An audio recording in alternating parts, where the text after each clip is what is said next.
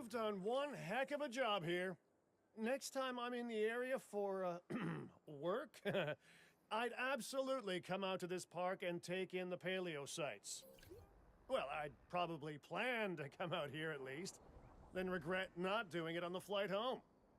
Funny to think this was once a rundown, badly put together attraction.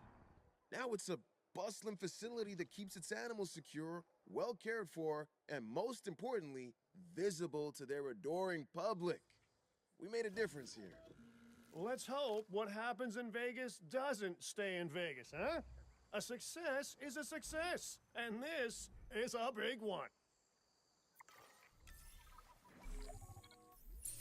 Hey everyone, welcome back to Jurassic World Evolution 3's campaign mode.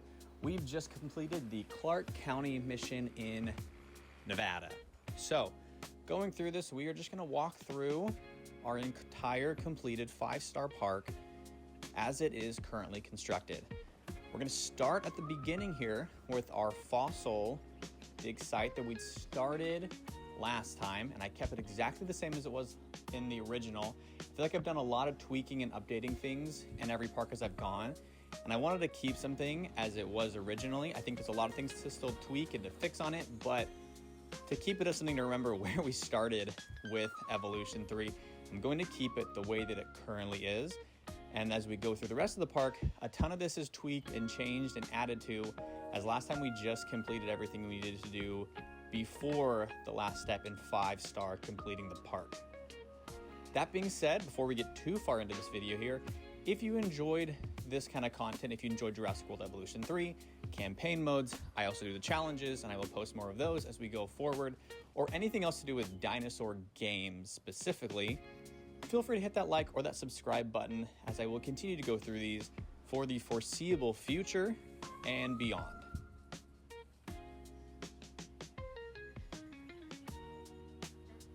We're taking a left over here and we're going to see more of our facilities for our staff and operations. Nothing here has to do with guest amenities or anything like that.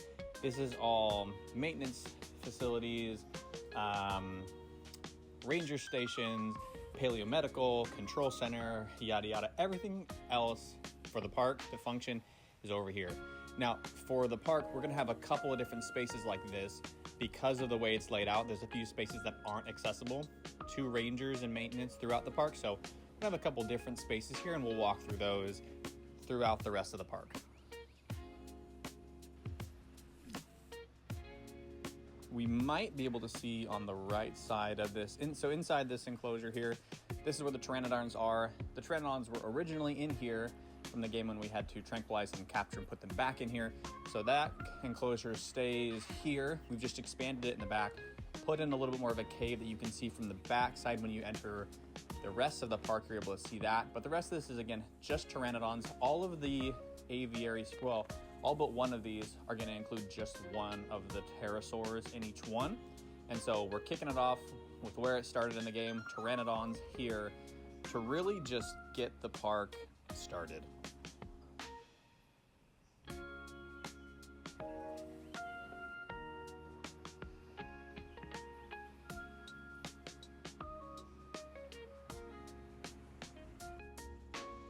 The number of buildings, specifically guest buildings here in Jurassic World Evolution 3's workshop now, are already insane, and so it's really hard to not want to include all of these in every single park. But we'll have a couple here to get us kicked off here at the beginning of the park, and then we'll pop into that Cayujara enclosure. Again, we'd started this one last time, but now we're able to build it up a little bit more, try to keep it a little more unique, or at least different than the Pteranodon. That's more of a cave. This one's more open with that juniper tree, and then a couple rocks on the side there that will bleed into some of our other guest amenities that are more built into those rocks.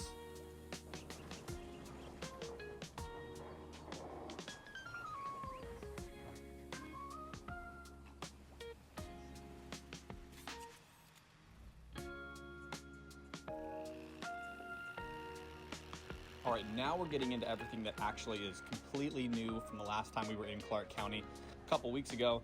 This is all built since then, including that hotel in the background, information booths here, and then on the left side here, we've also got the Pteranodon cave if you want to walk specifically over to that. If you just want to see what that looks like at night, and we'll pop over and see what that looks like here as well.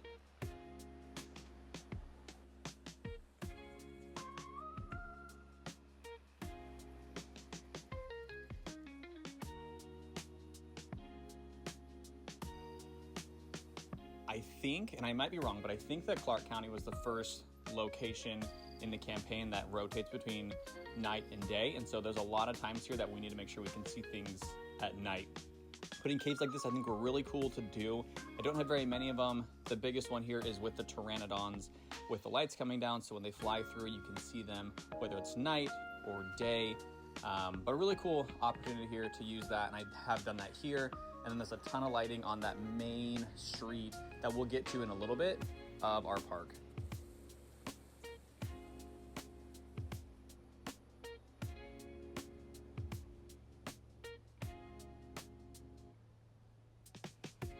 Coming up on that hotel, and just want to make sure this is clear. I didn't build this, I just put it in from the workshop. So this is super creative. I think this was awesome, and so felt like it matched the vibe of what we wanted for this kind of park. And so that is going to be our main hotel. We've got a couple more that we will get to in a little bit, and you can kind of see some of the restaurants, the amenities on the side there. We'll go through that a little bit closer after we're able to pop through here and go through this enclosure here for the Tapejara.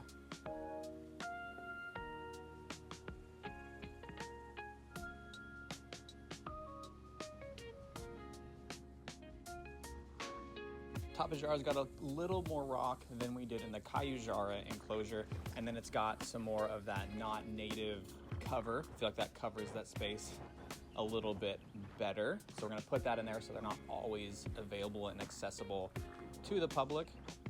It's a little more challenging to make all of these different aviaries unique. So for the Tapejara specifically, we just have this little tunnel that they could theoretically fly through. I don't know if they actually do. I haven't spent enough time just watching it, but they're able to fly through this in theory to make it just, again, another little unique feature for this one specifically.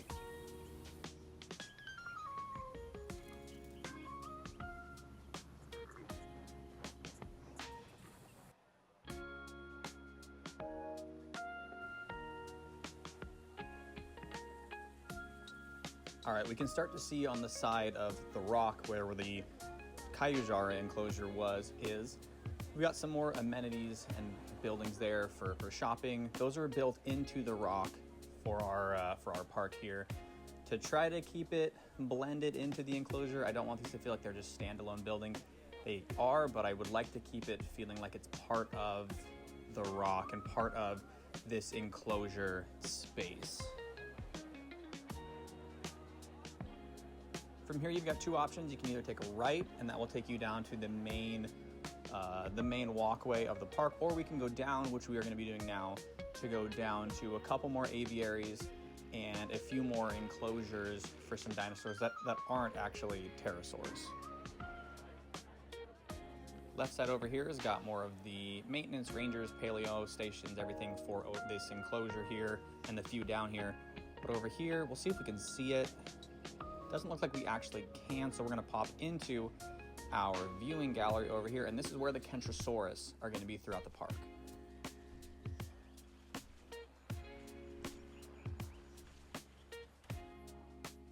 Pterosaurus was the first dinosaur added into Jurassic World Evolution 3 post-launch, and so it has its first home here in the campaign in Clark County. As we continue to get more dinosaurs added to the game, I will find locations and habitats for them throughout the campaign. I know we're getting another dinosaur here in about a week, and so my plan is to be putting that one in the Sichuan Basin, and I will post that video when that comes out in, again, about a week, probably December 10th, 11th, when we'll get to that. But we're not here for that. We are here today to look through Clark County and the Pterosaurus and every other dinosaur and flying reptile we have throughout the park.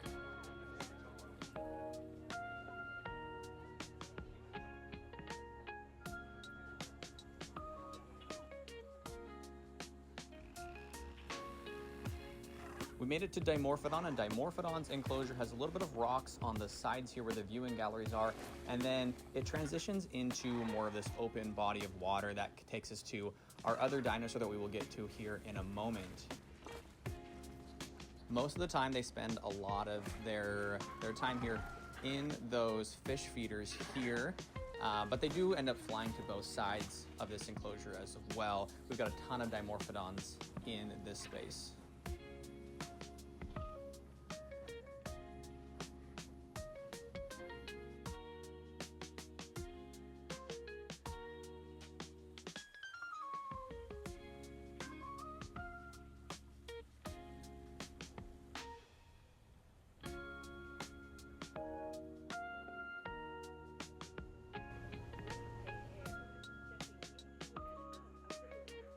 We're walking past our balloon tour. I don't know a great way to actually show a balloon tour.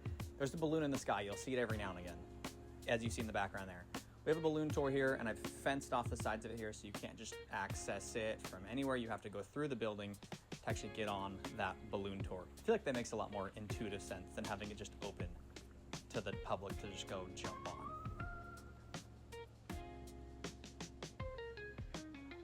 If my math is correct, we have 4 more pterosaurs to go through, and this is our only one that has 2 different pterosaurs in it. So this is going to have the Tropeognathus, and then it also has the Geostenbergia. And so both of those here, as I understand, are more coastal pterosaurs, and so we have them both in this space with some smoother rocks. Again, a lot of that water that's going to transition into our larger enclosure that we'll get to just after this. But both of these dinosaurs are able to spend some time in here. We have some nests as well. The Geostenbergia populate very fast in here, but it's big enough that we don't have a lot of issues with either pterosaur in this space.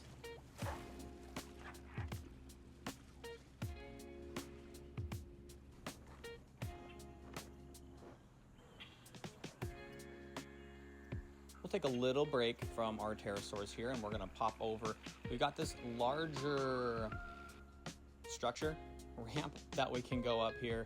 It's not technically accessible to if I'm just walking through it, so we're just in capture mode so we can go up there. But this is where we're able to go to see one of our carnivores in this space here. So we did a speed build with part of this earlier. I've done a couple of different tweaks to the sides of this with the larger viewing gallery on our viewing platform. But we're able to pop up here, and then as we're walking, we'll see if we can see them out the side of this here, and we can. So they're just right out the front there. This is the Suchomimus. We have a couple of them in here. This is a larger body of water, so I definitely could put another dinosaur in here. I just don't know which one I could or should put in there. I don't want to put the Baryonyx, the Spinosaurus, and the Suchomimus in the same habitat. I feel like they naturally, people want to do that, but I want to try to separate them into different parks. But if you have an idea on something that maybe could go in a larger space like this, throw that in the comments. Let me know what might make sense for a larger enclosure like this to include.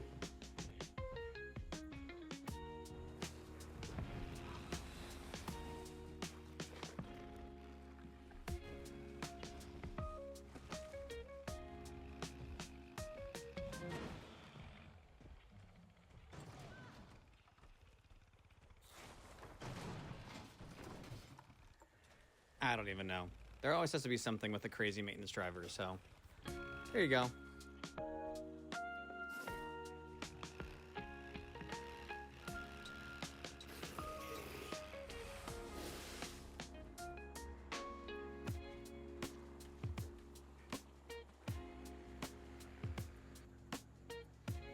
We're about halfway through the park at this point. I know we've seen a ton of pterosaurs and dinosaurs to this point.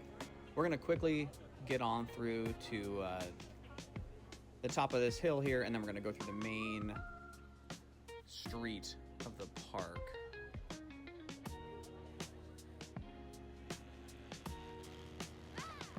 There's Crazy Driver number 2 for you.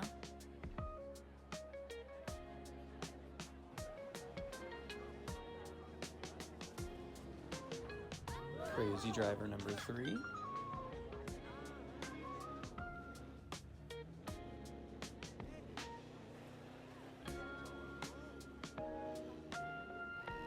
You can see part of our main strip of this park here, but we're not actually going to go through that right now. What we're going to do is we're going to take this Hyperloop station to the back of this these trees here to go and see that aviary we see in the background there. And this aviary over here is going to be for our Quetzalcoatlus.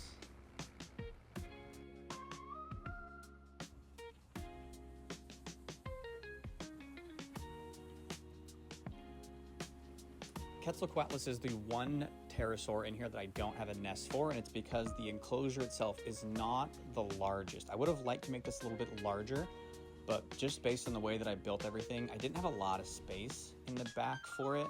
That's one thing that I could have gotten a lot better at for this enclosure here, but we just have 2 Quetzalcoatlus in here.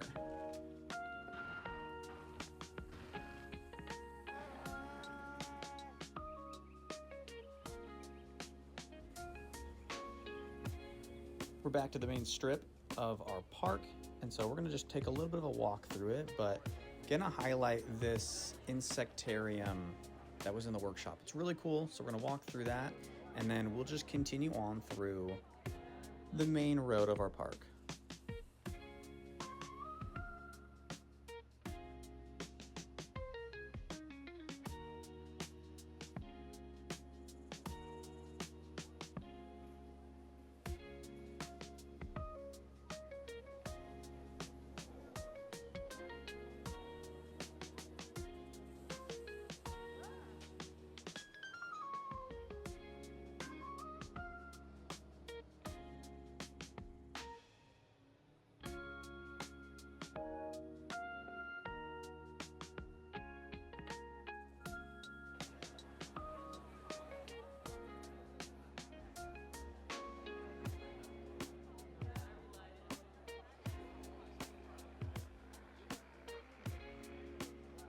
I said it before, I'll say it again. Clark County is one of the places where we get night and day, so we can take this back to the night time, and we can see that it's still lit up with all of our lights and everything, and then you can see a little bit into our amphitheater here that we have our Acrocanthosaurus in.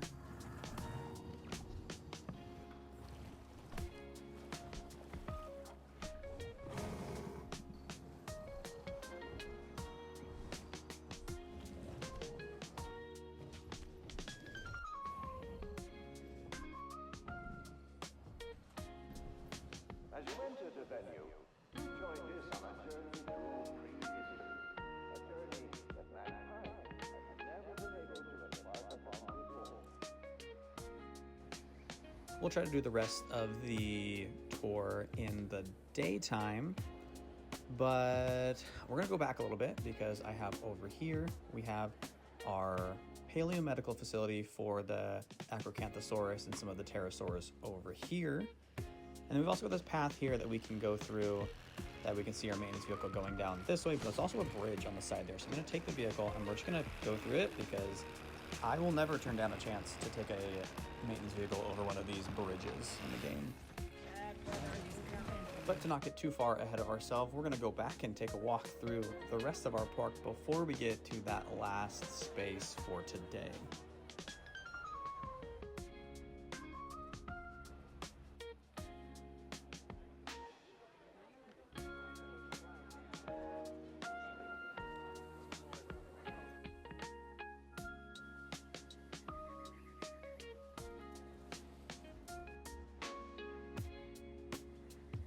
This winding road up here is going to take us into our last aviary in the park, and that is going to be for the Thanatos Draken.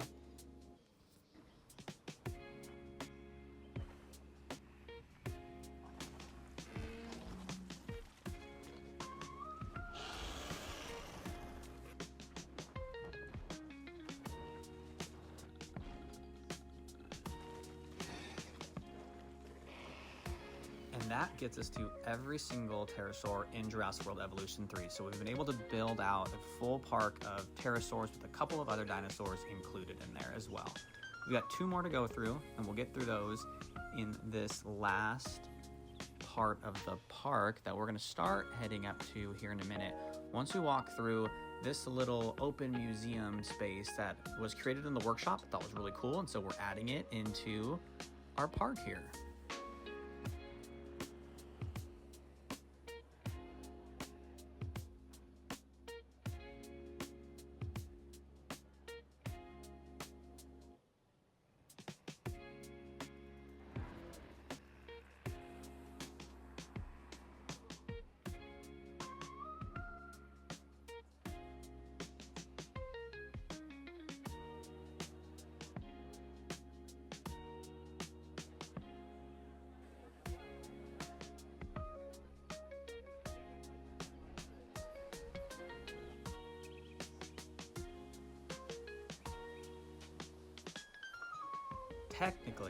Technically, there's 3 enclosures up here, because we can go to the left here and we have some viewing galleries that we can use to just look into our Pterosaurs again, but this time we're looking at it from up high. So we have that additional way that you can look into that. You can also look across. You can see a ton of those other aviaries that we've already seen, but we want to give another way for us to look down into those enclosures.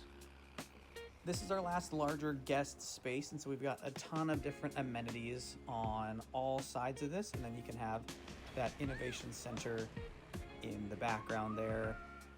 With the glass orb there, I felt like that felt very similar to a lot of these aviaries, so this is going to be what our innovation center looks like for Clark County.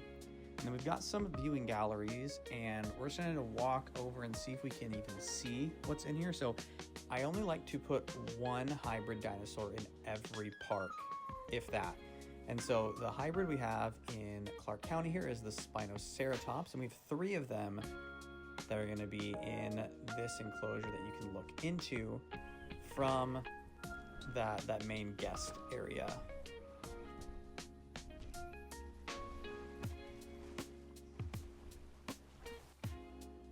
To this point, Spinoceratops is in Clark County, and then we have, who did we add?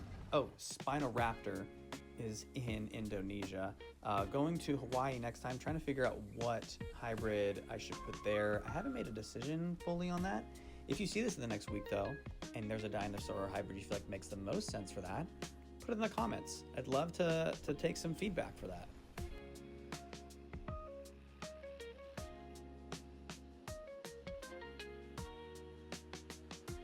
We'll get around to the back of our innovation center here. We've got just some very simple grass in the front. I feel like this would be a space where people might take blankets or just sit out if they don't want to use a picnic table with all the food and everything, if they can just sit in the grass and hang out. I feel like I see that in a ton of parks and zoos, so that's what that's going to be. And then in the back here, I want to put the Allosaurus statues back here. I just haven't got them yet, so that'll be an update later, because down in here, and we'll go into the actual viewing gallery here, but this is for Allosaurus. And so Allosaurus is next to the Suchomimus, separated by that wall there. But I wanted this to feel like it was originally part of the park, and then it's just been abandoned, and it's just taken over by Allosaurus, and we turned it into an enclosure. So this is where Allosaurus will live in our park.